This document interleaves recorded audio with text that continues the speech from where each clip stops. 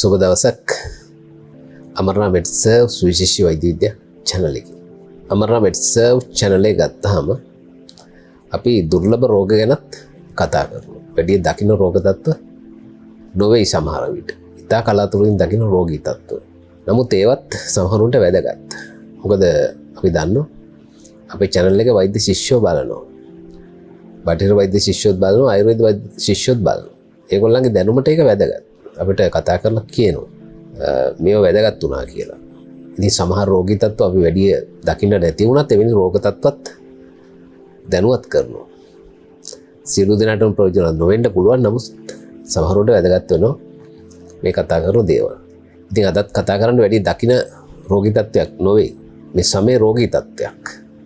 මේ සමේ රෝගී තත්ත්ව ගත්තාම දහස් ගණනක් තියෙනවා. සමහරව හොයන්න බෑ. සමේ රෝග විශේෂඥ වෛද්‍යවරුන්ට පවා එකපාර අඳුරන්න බෑ. යම් පරීක්ෂණ සිද්ධ කරන්න ඕනේ. එහෙම කරලා තමයි අඳුර ගන්න ඕනේ. සමහර රෝග විනිශ්චයන්ට එන්න තවත් වෛද්‍යවරු සහාය අවශ්‍ය වෙනවා. විශේෂයෙන් මේ පටක පරීක්ෂා කරන වෛද්‍යවරු, හිස්ටෝපැතොලොජිස්ට්. ඒගොල්ලන්ගේ සහායත් අවශ්‍ය වෙනවා. මේ සමේ රෝගී තත්ත්ව තියෙනකොට ඒවයින් කොටසක් කරන් ඒ කියන්නේ බයොප්සි එකක්. බයොප්සි එකක් කියන්නේ අපි කුඩා කොටසක් ගන්නවා තුවාලෙකින්. ප්‍රශ්න තියෙන තැනින් කුඩා කොටසක් ගන්න. අරගෙන මේ පටක පරීක්ෂා කරන වෛද්‍යවරයෙකුට යවනවා. හිස්ටෝපැතොලොජිස්ට්. එමයි ඉන්නවා. ඒගොල්ලෝ තමයි අන්තිමට වාර්තාව දෙන්නේ. මයික්‍රොස්කෝප් එකෙන් බලලා පරීක්ෂා කරලා වාර්තාව දෙනවා. සමේ රෝග වෛද්‍යවරයෙක් වුණ පමණින්ම සමහර රෝග අඳුරගන්න බෑ. තවත් ඇගේ සහාය අවශ්‍ය වෙනවා මම කියපු විදිහට. ඉතින් කොහොම වුණත් මේ රෝගී තත්ත්ව ගත්තාම හැමතිස්සෙම වෛද්‍යවරයා පළපුරුද්ද වැදගත්. මොකද රෝගීන් බලලා තියෙන්න ඕනේ. රෝගීන් බලපු තරමට තමයි දැනුම වැඩි වෙන්නේ. එතකොට තමයි තමන්ට අත්දැකීමක් එන්නේ. දැන් සමහර වෛද්‍යවරු ඉන්නවා වෛද්‍ය විද්‍යාලයෙන් එළියට ඇවිල්ලා අවුරුද්දයි දෙකයි. සමහර වෛද්‍යවරු ඉන්නවා අවුරුදු 25 30ක් ගිහිල්ලා. එතකොට අර වැඩි කාලයක් ගිය වෛද්‍යවරයාට ලොකු පළපුරුද්දක් තියෙනවා. සමහරට ලොකු උපාධි නැති වෙන්න පුළුවන්. නමුත් රෝගයක් අඳුනා ගැනීමේ හැකියාව තියෙන්න පුළුවන්.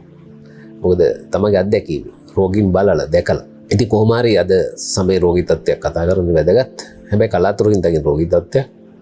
මේ රෝගී තත්ත්වයට කියනවා පයෝඩර්මා ගැන්ග්‍රීනෝසම්. පයෝඩර්මා ගැන්ග්‍රීනෝසම්. ඔය විදිහට තමයි මේ රෝගී තත්ත්වය හඳුන්වන්නේ. අත වශයෙන් මේකෙදී ඇති වෙන්නේ තුවාල ඇති වෙන්නේ සමේ. පයෝඩර්මා ගැන්ග්‍රීනෝසම් කියන තත්ත්වය ආවම ඒක අඳුරගන්න අමාරු රෝගී තත්ත්වයක්. මේ රෝග විශ්ලේෂණයට එන්න අමාරුයි. වරදින්න පුළුවන්. දැන් ඔයාලට මේ පින්තූර බලන්න පුළුවන් මොන වගේ රෝගී තත්ත්වයක්ද. සමහරවිට හිතෙන්න පුළුවන් මේ සාමාන්‍ය තුවාලයක්ද කියලා. එහෙම නැත්නම් නිදහංගත තුවාලයක්ද කියලා. දැන් තුවාල ආපු පළියටම ඒක නිකන් තුවාලයක් කියලා කියන්න බෑ. විවිධාකාර හේතු නිසා තුවාල එන්න පුළුවන්. වෙනත් රෝගයක රෝග ලක්ෂණයක් විදිහට එන්න පුළුවන්. ඒ වගේ හේතු සාධක ගණනාවක් තියෙනවා. එතකොට මේ පයෝඩර්මා ගැන්ග්‍රීනෝසම් කියන තත්ත්වය හඳුන්වන්නේ නැවත නැවත ඇති වෙන්න පුළුවන් නිදහංගත සමේ රෝගී තත්ත්වයක්. ඒ විදිහට තමයි හඳුන්වන්නේ. මුලදී මේ ඇති වෙන්නේ වතුර බබළු වගේ සමේ ඇති වෙන්නේ. මේ වතුර බබළු වගේ ඇති වෙනවා. සමේ තියෙන සාමාන්‍ය පැහැටදී වෙනස් විදිහට එන්න පුළුවන්. ඇවිල්ලා මේවා එකට එකතු වෙලා ඉක්මනින්ම ලොකු තුවාලයක් බවට පත් වෙනවා. දැන් මේ වතුර බබළු වගේ ආපුවාම ඒකට කියන බුලේ. එහෙම තමයි සඳහන් කරන්නේ. එහෙම ඇවිල්ලා ඒක අර ලොකු තුවාලයක් බවට පත් වුනහම කියන අල්සර් එකක්. අල්සර් එකක්. අල්සර් කියන්නේ තුවාලය කියන තේරුම. මෙවැනි තුවාල රෝගියෙකුට එකක් තියෙන්නත් පුළුවන්, කිහිපයක් තියෙන්නත් පුළුවන්. සුළු වශයෙන් තියෙනවා නම් රෝගියාට එකක් වගේ තියෙන්න පුළුවන්. නමුත් රෝගී තත්ත්වය වැඩි නම් මේ තුවාල කිහිපයක් ඇති වෙන්න පුළුවන්. මේ පයෝඩර්මා ගැන්ග්‍රීනෝසම් කියන තත්ත්වය ඇති වුණොත් කාට හරි බොහෝ දුරට එවැනි රෝගීන්ට වෙනත් නිදහංගත රෝගයක් බොහෝ දුරට තියෙනවා. එහෙමයි සඳහන් කරන්නේ. මෙන්න මේ වගේ රෝගී තත්ත්ව තියෙන්න පුළුවන්. එකක් තමයි රුමටොයිඩ් ආතරයිටිස්. අපි කතා කරලා තියෙනවා ඇති වෙන්නේ රුමටොයිඩ් ආතරයිටිස්. ඒ වගේම අල්සරේටිව් කොලයිටිස්. ඒ වගේම ක්‍රෝන්ස් ඩිසීස්. මේ අල්සරේටිව් කොලයිටිස් and ක්‍රෝන්ස් ඩිසීස් කියන දෙක ගත්තාම මේ දෙක සලකන්නේ ඉන්ෆ්ලැමේටරි බවල් ඩිසීස් කියලා. IBD. ඉන්ෆ්ලැමේටරි බවල් ඩිසීසස්. එම එක කියන්නේ ඔටෝ ඉමියුන්. ඒ කියන්නේ ප්‍රතිශක්තිකරණ පද්ධතිය හා සම්බන්ධ රෝග. බඩවැලි. ඒ වගේම සමහර කැන්සර්ස් විශේෂයෙන්ම ලියුකීමියා, ලිම්ෆෝමා මේ වගේ කැන්සර්ස් නිසාත් එවැනි තත්ත්ව තියෙනකොට මේ පයෝඩර්මා ගැන්ග්‍රීනෝසම් එන්න පුළුවන්. කලාතුරකින් දකින්න රෝගී තත්ත්වයක් මම මුලින්ම සඳහන් කළා. ඒ වගේම ඕනම වයසක කෙනෙකුට එන්න පුළුවන් කියලා තමයි කියන්නේ. නමුත් වැඩිපුර දකින්න අවුරුදු 20යි 50යි අතරේ.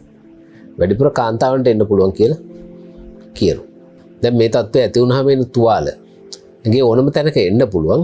නමුත් වැඩිපුර දකින්න කියලා සඳහන් කරන්නේ පාදවල, කකුල්වල, දන හිසෙන් පහළ, මේ වලලු කර, ඒ වගේ පිටිපතුල උනෝගේ තැන්වල වැඩිපුර දකින්න පුළුවන් කියලා කියනවා.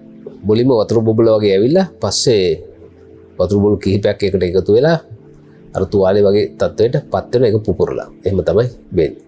දැන් මෙම තත්වය තිබීම මහා භයානක තත්වයක් නොවේ ඇත්ත වශයෙන්ම. මම මුලින් සඳහන් කළා වෙනත් රෝගයක් තියෙනවනේ ඒකට ද්විතීයිකව මේක එන්න පුළුවන් කියලා. එතකොට ප්‍රශ්නයක් ඇති වෙනවා නම් අර කලින් තියෙන රෝග තත්ත්වයක් උස්සන්න වෙලා තමයි ප්‍රශ්නයක් ඇති වෙන්න පුළුවන්. මේ තුවාලයක් තිබ්බ පමණින් ලොකු දෙයක් වෙන්න තියෙන ඉඩ කඩක් නෑ ඇත්ත වශයෙන්ම.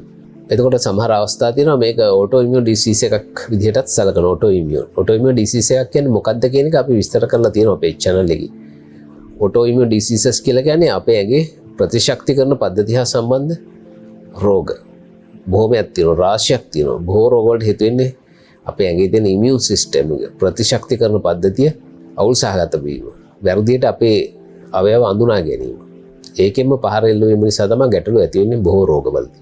මෙවැනි තුවාල ආපුවාම වේදනාවක් ඇති වෙනවා.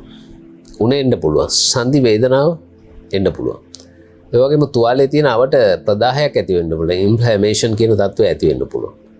ඉන්ෆ්ලැමේෂන් කියලා කියන බටේ ඉදි වෙනවා, රත් පැහැවෙනවා, ඇල්ලුවොත් රිදෙනවා, නිකුණුත් වේදනාවක් තියෙන්න පුළුවන්. ඔන්න වගේ ලක්ෂණ එන්න පුළුවන්. ඒ වගේම මේ පයෝඩර්මා ගැන්ග්‍රීනෝසම එන්න පුළුවන් කියලා කියනවා. සමට තුවාලයක් වුණොත්, ඉන්ජරි එකක් වුණොත්, තැල්මක් වුණොත්, එහෙම නැත්නම් ශල්‍ය කර්මයකින් පස්සේ අන්න එවැනි දෙයකින් පස්සේ වුණත් වෙන්න පුළුවන් කියලා කියනවා. මෙවැනි තුවාල තියෙනකොට මේ තුවාලයකින් තවත් කෙනෙකුට තුවාල ඇතිවීමේ හැකියාවක් නැහැ. ඒ කියන්නේ බෝවීමක් නැහැ අත වශයෙන්. වෙනත් කෙනෙකුට බෝ වෙන්නේ නැහැ. සමහර තුවාල දැක්කම බය වෙනවා. අල්ලන්න බය වෙනවා. අල්ලන්න ඕනේ අත වශයෙන්ම. නමුත් තුවාලයට යම්සි ප්‍රතිකාරයක් කරන්න යනකොට ගෙදර දොරේ කෙනෙක් එහෙම බය වෙන්න අවශ්‍ය නැහැ. බෝවීමක් සිද්ධ වෙන්නේ නැහැ. ඉතින් මෙම තත්ත්වය ඇති වුණොත් වෛද්‍යවරයෙකුට උනත් මුලදී පටලැවෙන්න පුළුවන්. මොකද සමය වෙනත් ආසාදනයක්ද කියන එක පටලැවෙන්න පුළුවන්. සමය පිළිකාමේ තත්ත්වයක් එක්ක පටලැවෙන්න පුළුවන්. සමය පිළිකායනවා සමහර විට මේ විදිහට එන්න පුළුවන්. සෝනෝල් තුවාලයක් විදිහට තියෙන්න පුළුවන්. ඒ වගේම සමහර වැස්කියුලයිටිස් කියන තත්ත්ව තියෙනවා. ඒ වෙන තත්ත්ව ආපුවම මේ තුවාල එන්න පුළුවන්. ඒ වගේම වීනස් අල්සර්ස් මේ වැරිකෝස් වෙන්ස් තිබ්බොත් මේ සෝනෝල් තුවාල තියෙනවා. ඒකට මේ වගේ පේන්න පුළුවන්. ඔන්න ඔය වගේ මේ රෝග විශ්ලේෂණ එකපාර එන්න බැරි වෙන්න පුළුවන්. සමහරට කාලයක් ගිහිල්ලා රෝග විනිශ්චයට එන අවස්ථා තියෙනවා. මොකද මුලදී සුසුකම් තියෙන වෛද්‍යවරු බලලා නැහැ. රෝගියා මොකද කරන්නේ? සාමාන්‍ය තුවාලයක් කියලා හිතාගෙන පුළුවන් තරම් බේත් දානවා. එතකොට හොඳ වෙන්නේ නැති වුණාම තමයි වෙනත් වෛද්‍යවරයෙක් ගාවට යන්න බලන්නේ. රෝහලකට යන්නේ. එතකොට මේ රෝගී තත්ත්වය කොහොමද අඳුරගන්නේ? දැන් බැලුමටම සුසුකම් තියෙන කෙනෙකුට උනත් අඳුරගන්න බැරි නම් ඒගොල්ලෝ කරන්නේ මොකක්ද? බයොප්සි එකක් ඉල්ලනවා බොහෝ දුරට. ඒ වගේම බේසික් පරීක්ෂණ, රුධිර පරීක්ෂණ බොහෝ දුරට සිද්ධ කරන ඕනම රෝගයකට ඒක සිද්ධ කරනවා. ඒ වගේම විශේෂයෙන් බලනවා වෙනත් රෝගාබාධයක් තියෙනවද කියලා. මම කලින් සඳහන් කරපු උදාහරණ වශයෙන් කියනවා රුමටොයිඩ් ආතරයිටිස්. ඒ වගේම සමහර විට මේ ප්‍රතිශක්තිකරණ පද්ධතිය ආශ්‍රිත රෝග තියෙන්න පුළුවන්. අර SLE වගේ. SLE සිස්ටීමික් ලූපස් එරිතමටෝසස්. ඒ වගේ රෝග තියෙන්න පුළුවන්. ඒ රෝග තියෙනවද කියලා බලනවා. එතකොට බඩවැල් පරීක්ෂා කරලා බලනවා. සමහර කොලොනොස්කෝපි වගේ දේවල් කරන්න ඉඩ තියෙනවා. මොකද බඩවැල් වල අල්සරේටිව් කොලයිටිස්, ක්‍රෝන්ස් වගේ දේවල් තියෙනවද කියලා බලන්න. ඒ වගේම ඇටමිදුළු පරීක්ෂාවල් සිදු කරනවා. ලියුකීමියා වගේ දේවල් තියෙනවද කියලා බලන්න. ඒ වගේ පරීක්ෂා කරලා බලනවා. එකපාරට රෝග විනිශ්චයට එන්න බෑ. ඉතින් කොහොමද රෝග විනිශ්චයකට ආවට පස්සේ කොහොමද ප්‍රතිකාර කරන්නේ? මේ එකක් දෙකක් තියෙනවා නම්, ඉතා සුළු වශයෙන් තියෙනවා නම් යම් ක්‍රීම් වර්ග ආලේප කරලා සුවය ගන්න පුළුවන්. ඒක සුසුකම් තියෙන වෛද්‍යවරු තමයි නිර්දේශ කරන්න ඕනේ. ෆාමසි එකේ ඊළඟ ඇවිල්ලා මේ තුවාල වලට ගන්න ක්‍රීම් එකක් ගාලා එහෙම හොද කරගන්න බැරි තත්ත්වයක් මේක. දැන් මෙම රෝගී තත්ත්වයේ තියෙනකොට සමහර රෝගීන්ට මේ කෝටිකෝස්ටීරොයිඩ්ස් අපි නිතර කතා කරන ඖෂධ කාණ්ඩයක් ප්‍රෙනිසිලෝන් වගේ ඖෂධ ලබා දෙන්න සිද්ධ වෙනවා. ඒ වගේම NSAIDs අපි කියන වේදනානාශක සමහරවිට ලබා දෙන්න සිද්ධ වෙනවා.